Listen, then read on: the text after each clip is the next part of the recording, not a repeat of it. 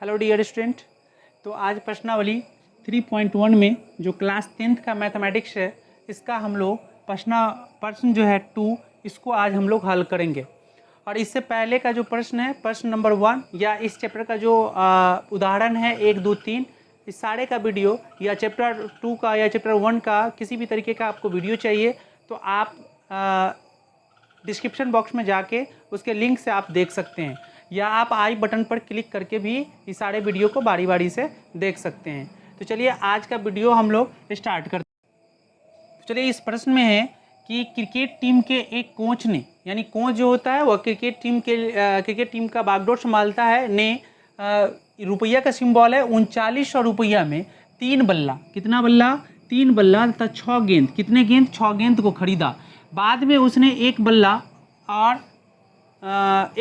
और उसी प्रकार की 2 गेंदें, एक बल्ला और उसी प्रकार के 2 गेंद 1300 रुपया में खरीदा। इस स्थिति को बीजगणितीय तथा ग्राफीय यानी ज्यामितीय रूप में व्यक्त करना है। तो सबसे पहले हमको बीजगणितीय रूप में व्यक्त करना है और फिर ज्यामितीय रूप यानी ग्राफीय रूप में व्यक्त करना है। तो यह जो है क्लास 10th में जो आप बोर्ड का एग्जाम देंगे तो 5 नंबर का सवाल में पूछा जाता है। कभी कभी तो ऐसे पूछ लिया जाता है कि बीजगणितीय भी निकालिए और ज्यामितीय भी निकालिए, और कभी कभी क्या करता है तो दोनों समीकरण आपको दे के आपको सीधा कहेगा कि ज्यामितीय रूप में यानी ग्राफ बनाइए और 5 नंबर ले जाइए। ठीक है, तो चलिए हम इसको शुरू करते हैं, इस सवाल को बनाते हैं। तो इसमें क्या करेंगे, 2 चीज़ है, एक बल्ला है और एक क्या है गेंद। बल्ला यानी बैट और गेंद है यानी बॉल। तो हम लोग इस दोनों को मान लेंगे। पता तो है नहीं क्या रुपये देता है एक बल्ला और क्या रुपये एक बॉल देता है, मूल दोनों का पता नहीं है।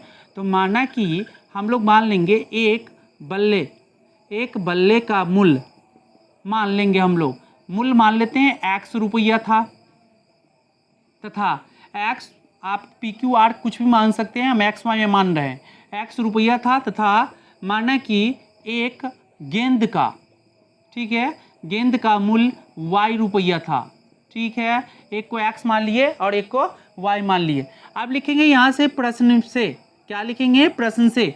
प्रश्न में कहा गया है पहला जो है आपको क्रिकेट टीम के कोच ने 3900 रुपया में, कितने रुपया में, तो यहाँ लिखेंगे हम लोग 3900 रुपया में, कितने रुपया में, तो 3900 रुपया में क्या किया, तो आपको कितना, तो 3 बल्ला यानी 3 बल्ला खरीदा होगा। x रुपये एगो बल्ला है तो 3 बल्ला का दाम 3 गुने x हो जाएगा। और 6 गेंद खरीदा तो 6 गेंद क्या रुपये दर से, तो y रुपये की दर से, एक का y रुपया दाम है तो 6 का क्या होगा 6y हो जाएगा, 6 गुने y। और जब इस दोनों को खरीद लिया यानी दोनों पैसा खर्च हो गया, प्लस कर देंगे तो 3900 रुपया उसको लगा। अब अगर हम इसको हल करते हैं तो लिख सकते हैं 3 को x से गुना किया 3x प्लस 6 को y से गुना किया 6y इक्वल टू 3900। ये समीकरण 1 बन के आपको तैयार हो गया। बड़ी आसान है, समीकरण 1 बन के तैयार हो गया। सारे कंसेप्ट को क्लियर कीजिए, ध्यान रखिए। अब क्या करें, तो एक निकल गया, अब दूसरा समीकरण निकालते हैं। तो प्रश्न के अगले भाग में दिया हुआ है कि बाद में उसने एक बल्ला यानी 1 गुने x की दर से, बल्ला का दाम x रुपया है और कितना गेंद, 2 गेंद और खरीदा, यानी 2 गुने क्या हो जाएगा y रुपये की दर से 2y। और जब दोनों खरीद लिया जोड़ देंगे तो इसको कितना रुपया खर्च हुआ, 1300 रुपया खर्च हो गया। ठीक है, अब जब इसको हल करेंगे, एक को x से गुना करेंगे, सीधा x लिखेंगे, एक नहीं लिखा जाता, हमेशा ध्यान रखिए। एक जो x हर चर है, x हो y हो z हो PQR कुछ भी हो, उसके पीछे एक छुपा हुआ होता है गुणांक में। ठीक है, और प्लस क्या हो जाएगा, 2 से y को गुना करेंगे तो 2y इक्वल टू क्या हो जाएगा 1300 हो जाएगा। ये समीकरण आपका 2 निकल गया। समीकरण 1 और समीकरण 2 दोनों निकल गया। अब क्या करेंगे, हम इस दोनों समीकरण से हल निकालेंगे। तो समीकरण 1 से पहले हल निकालते हैं। समीकरण 1 से हम क्या करते हैं, एक भुजकोटी तैयार करते हैं और इसमें क्या करेंगे हम लोग, एक में x का मान और एक में y का मान लिखते हुए चलेंगे।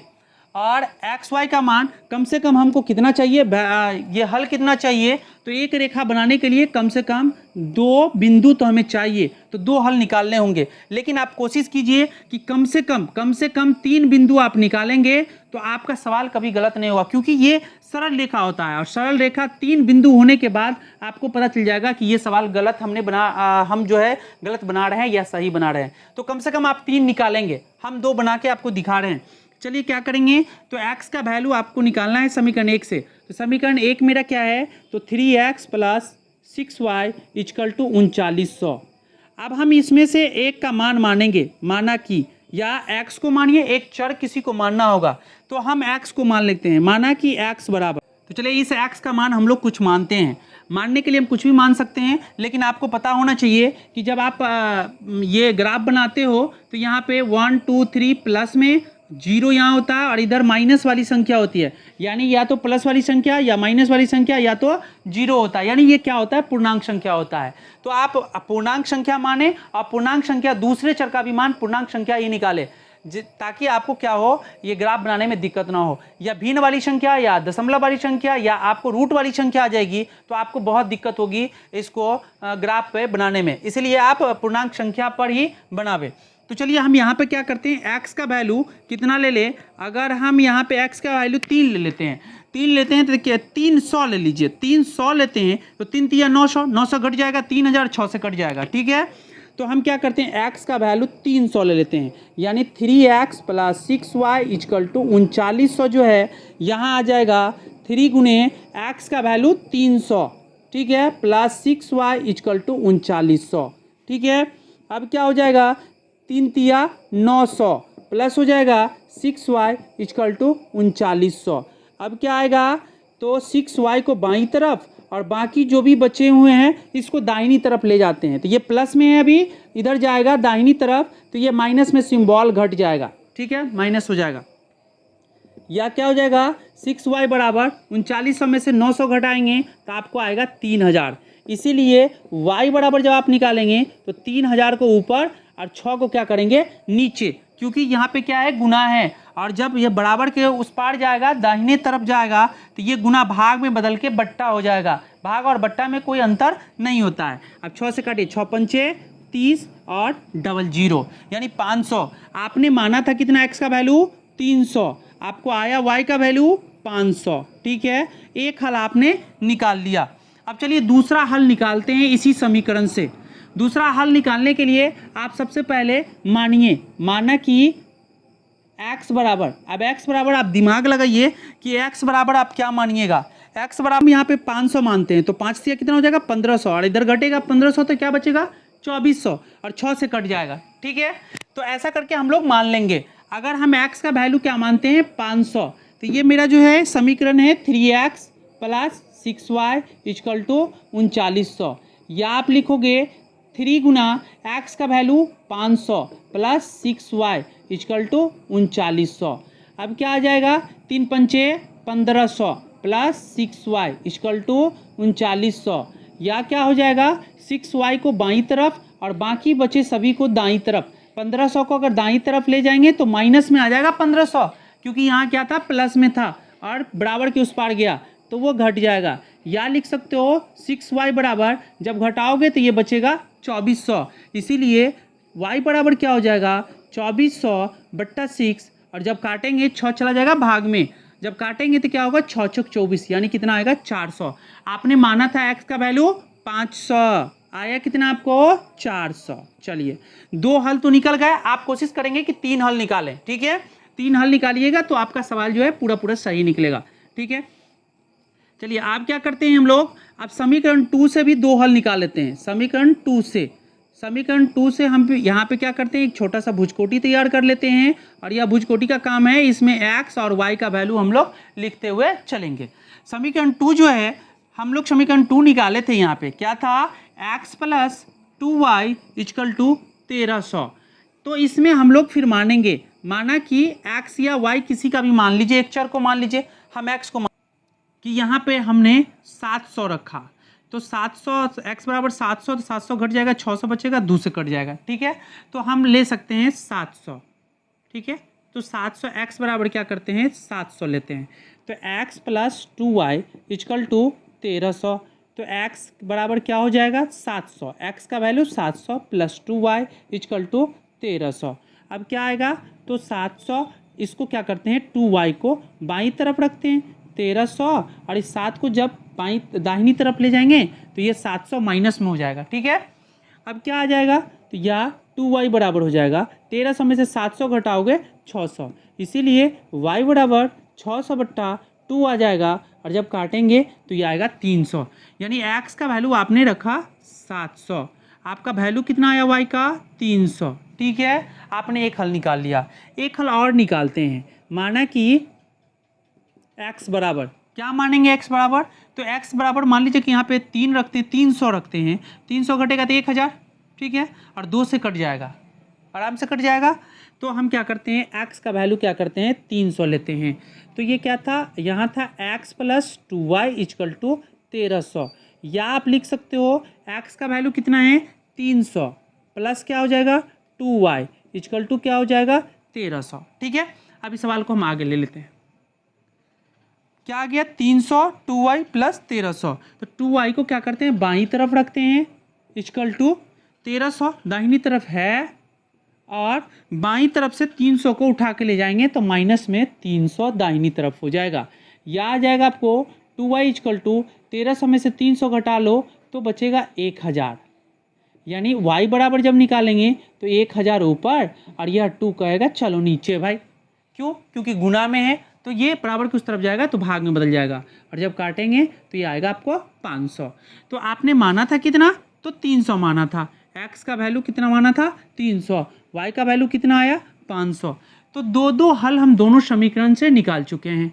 ठीक है, आप कोशिश कीजिए कि 3-3 हल निकालिए, आपको तब हल जो होगा आपका पूरा पूरा सही होगा, आपको पता चल जाएगा। आप गलती करोगे तो आपको पता चल जाएगा कि मेरा जो है रेखा गलत बन रहा है, ग्राफ गलत बन रहा है। ठीक है, अब हम लोग ग्राफ बनाते हैं। ग्राफ के लिए एक क्षैतिज रेखा लेते हैं जिसका नाम हम लोग x और x डैश से सूचित करते हैं, और इस पर एक ऊर्ध्वाधर रेखा लेते हैं। ऊर्ध्वाधर रेखा का y और y डैश से सूचित करते हैं। ठीक है, जहाँ ये कटान बिंदु होता है या मूल बिंदु, यानी यह 0 होता है x में भी और y में भी, और इस तरफ जो होता है ये प्लस वाली संख्या होती है।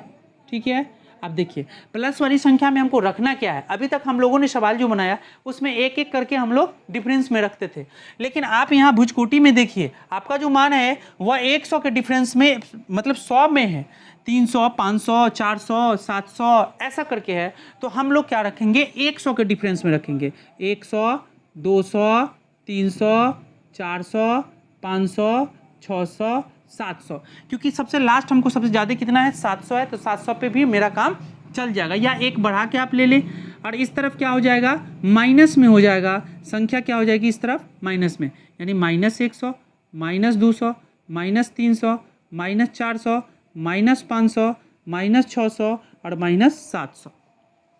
ठीक है, ऊपर की तरफ क्या हो जाएगी प्लस वाली संख्या, तो प्लस में ऊपर में ले लेते हैं हम 100 200 300 400 500 600 700। ठीक है, चलिए नीचे में क्या हो जाएगा माइनस वाली संख्या, तो माइनस में हम लोग ले लेते हैं -100 -200 -300 -400 -500 -600 -700। ठीक है, चलिए 700 तक हमने ले लिया। अब क्या हुआ देखिए, यहाँ पे हम लोग अगर प्लस वाली ही खाली लेते, ये दोनों अगर हम एक्स वाई का यही दोनों मान लिखते फिर ही बन जाता, क्योंकि मेरा चारों मान जो है दो हल जो है वह दोनों प्लस में है, चारों का चारों क्या है प्लस में है, तो आपको माइनस नहीं भी लेते तो चल सकता था, लेकिन हम माइनस भी ले लिए हैं। ठीक है, इससे कोई फर्क नहीं पड़ता।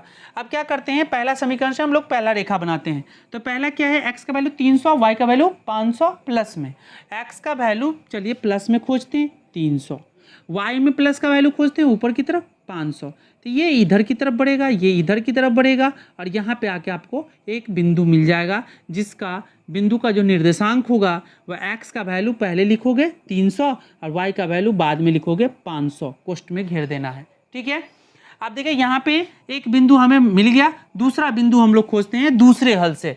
x का वैल्यू 500 y का वैल्यू 400, x का वैल्यू 500 y का वैल्यू 400, यानी ये ऊपर की तरफ ये इधर से आएगा, यानी आपको इस पॉइंट पे मिलेगा लगभग, क्योंकि हम क्या कर रहे हैं तो x का वैल्यू 500 और y का वैल्यू क्या हो जाएगा 400।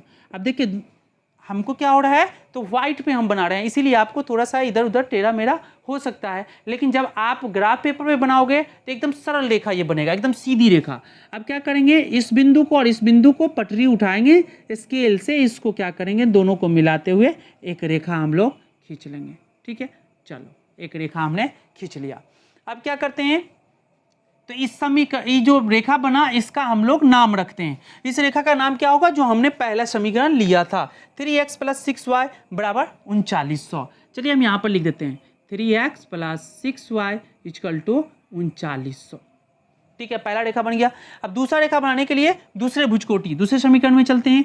x बराबर 700 प्लस में y में क्या है 300, y में क्या है 300, 300 यहाँ आएगा और ये यहाँ आएगा, यानी यहाँ पे बनेगा लगभग आपको 300 और 700 लगभग यहाँ पे बनेगा। ठीक है, ये बन जाएगा आपको 700 और 300, 700 x में और y में क्या हो जाएगा 300। ठीक है, एक बिंदु हो गया। दूसरा बिंदु अब उसी रेखा पे बन गया, पहला बिंदु देखिए उसी रेखा पे बन गया। चलिए बताते हैं आगे क्या होगा। y में आते हैं, दूसरा में आते हैं, दूसरे हाल में 300 और 500। x में क्या करना है 300 और y में क्या करना है 500। तो ये तो पहले हमने लिया था, पहले में भी समीकरण में ये आया था।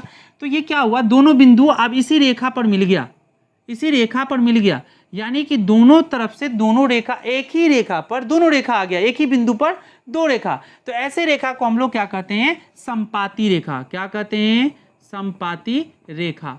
और इस तरफ से एक समीकरण और दूसरा समीकरण को हम जहां भी जगह मिले दूसरे तरफ से लिख देंगे x + 2y = 1300।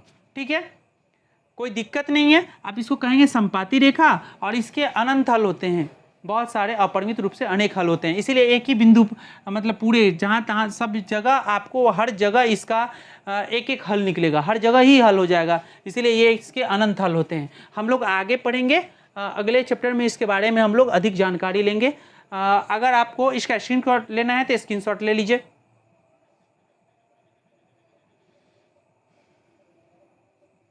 उम्मीद करते हैं कि आपने स्क्रीनशॉट ले लिया होगा। इस तरीके हम इस सवाल को हल करते हैं, बड़ी आसान है, 5 नंबर लाना।